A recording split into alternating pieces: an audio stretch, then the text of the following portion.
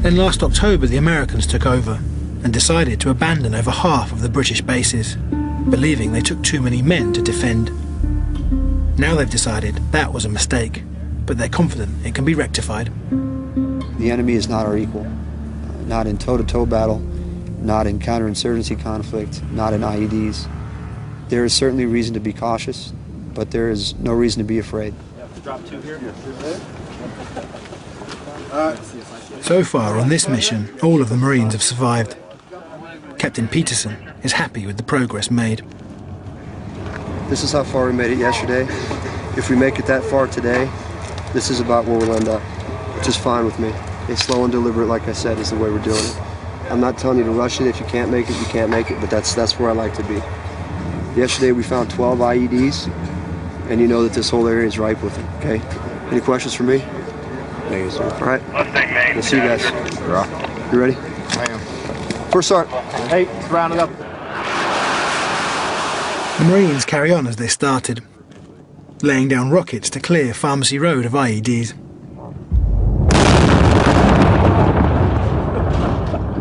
You won't see this in any Hearts and Minds manual. The Marines blast their way through buildings, even after they find out that most of them are still inhabited. All part of a wider strategy to get the job done, whatever the cost. Ew. He just came down and punched the earth. This will continue all the way to their objective, the abandoned British base at the end of Pharmacy Road. We're gonna need probably 1, 2, 3, 4 more wall charges.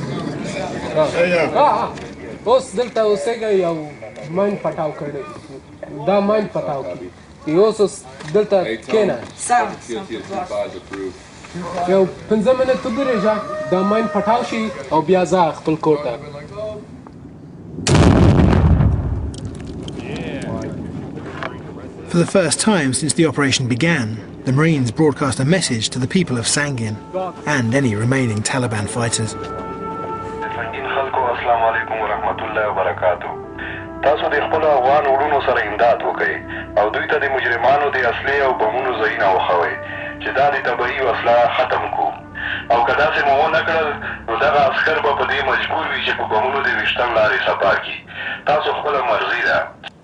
Smoking! 130! The only choice the remaining residents of Pharmacy Road have is to endure the chaos and destruction around them. The Taliban are nowhere to be seen, but the search for their bombs continues. Oh,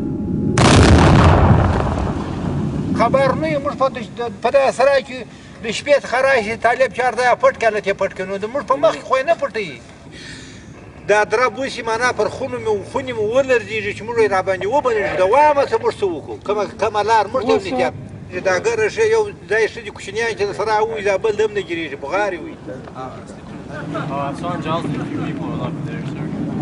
So, there's a few more facts. This is where we plan on going firm for the night. So just looking for an estimate. The Marines find a roof to sleep on for the night as the last explosives are fired, clearing more of Pharmacy Road.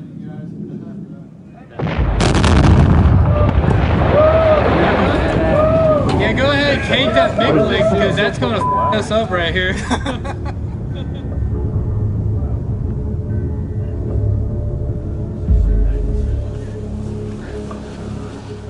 After a freezing night sleeping outside, the Marines hope to reach the old British base by the end of the day. Man, let's go destroy some more people's walls, man. That one right there? Oh, you're talking about those? Yeah, I see. Make sure they're not laying over each other. Alright. Should I refocus the primers on the side to it? Yeah, you're good. 1, 2, 3.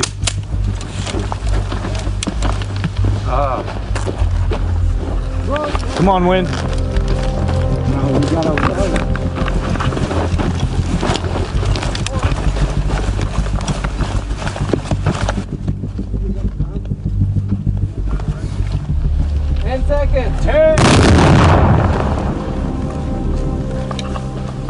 We got a building right here. It's definitely a f***ing hole, though. Nice f***ing hole. Proud of myself. All charged like that now, Sergeant. It's good stuff. It might be a nice hole, but it shouldn't be there. The Marines hadn't realised there was a house on the other side of the wall, and it was inhabited.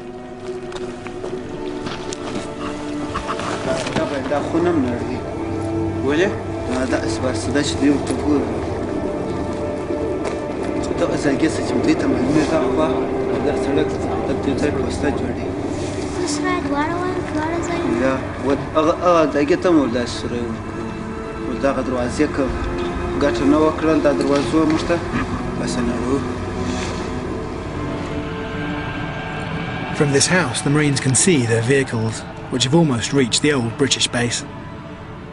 But before the squad can get there, they have some business to sort out. They'll give you a claims card, and all you got to do is go up to the main fob at Jackson on a Monday, and they'll reimburse you for it. Poor guy. Sorry. Hey Rock, we tell him I know it's not enough to like fix his house, but just for the small inconvenience, just say we're sorry. Maybe it'll help with groceries.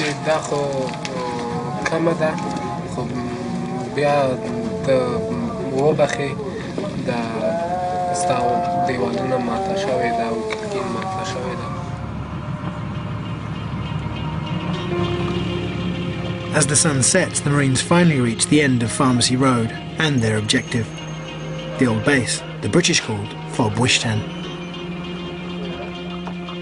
It was just 900 metres from their start point, and it's taken 3 days to get here. Yeah, this is our new place. Yeah! It's great. A lot of concrete. We like concrete. Yes. This is mission complete, right? Yeah, mission complete. Mission complete. For the next, we got 90 days still though, or something like that, to keep our legs.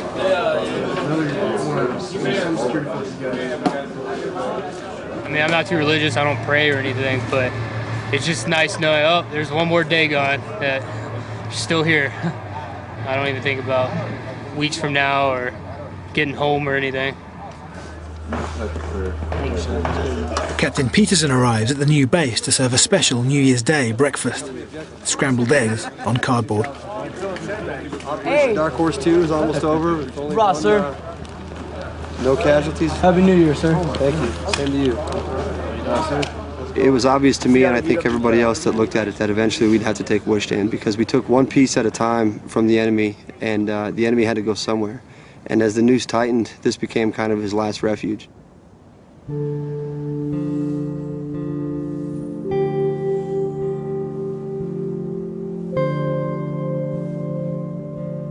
Inside the base, British graffiti still adorns the walls. The only trace that our troops were here at all.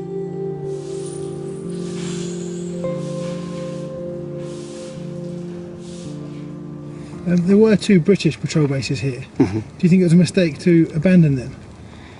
I don't know what the criteria behind the thought process was that went into that. I'm not sure what the reason for abandoning them was.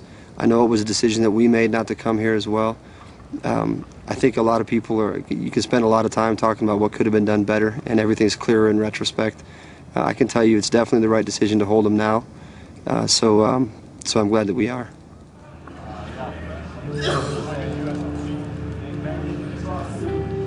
But as much as the British suffered in Sangin, the Marines are having it even worse.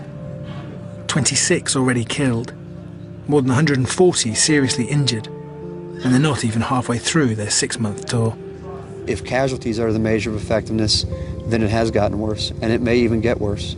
And I don't say that with a detached sense of evaluation. I say it, with a very personal association with those casualties. But there's work to be done. The Marines must fortify their new base.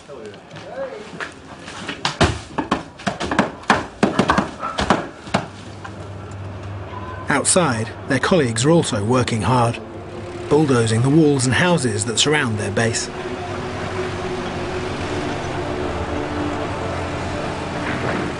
It's going to look a lot different. Do you feel bad seeing that? Not really. The Marines want to deny the Taliban any cover from which to attack the base. The Marines translator struggles to explain the destruction to local people.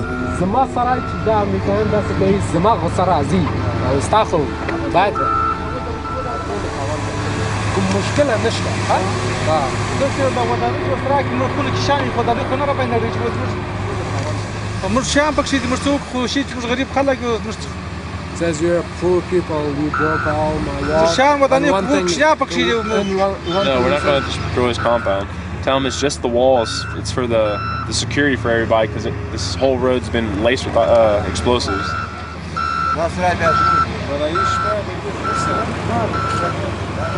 I think people understand, as we understand, that in order to increase the security on that route, in order to eventually prevent the enemy from putting any IEDs there, these types of drastic steps are necessary. Such drastic steps would have been unthinkable a year ago. But now, with new leadership and a deadline for withdrawal looming in 2014, the Marines have been given a much freer hand in how they operate. That leaves little room for the feelings of the civilians caught in the middle. Even the local mosque isn't spared.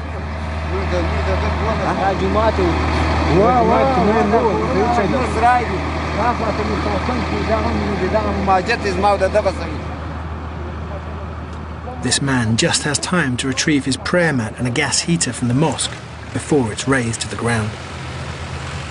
I know that most people in the world probably wouldn't understand, or wait a minute, you're trying to build a country up by destroying it. And it seems like it's a paradox, but those are people who have not been to Afghanistan and don't understand that the nature of conflict inevitably includes destruction before you can start to build it the way it should be. In reality, Promises of rebuilding may already be too late. A local mullah has seen too much destruction and loss of life to accept more now. 4783. İnsanım da mark da para ragli da qanan tangom da mark da para salat tutmom da mark şeydi tayaramom da mark şeydi. They're going to say a lot of bad things about Marines and ANA. They're going to say that we kill your women and your children. And that's not true.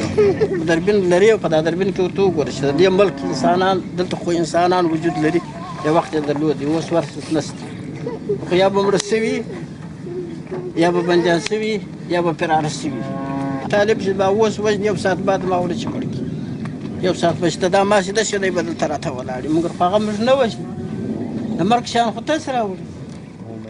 The Marines have an almost impossible task in turning around local opinion like this. The people of Sangin have now seen 4 years of increasing violence. Last year was the bloodiest so far in what is now America's longest war. We're never going to quit. We're never going to stop patrolling. There's not enough IEDs to keep us from patrolling. You don't have enough bullets to keep us from accomplishing our mission. This is America's longest war. So what? So it's taken us 10 years to get where we are. If it takes another 5, if it takes another 10, if that's the price of success, then who cares how long it lasts? The operation was called a success. Pharmacy Road is now clear. Again. But looking at the shattered landscape left behind, victory still feels like a long way off.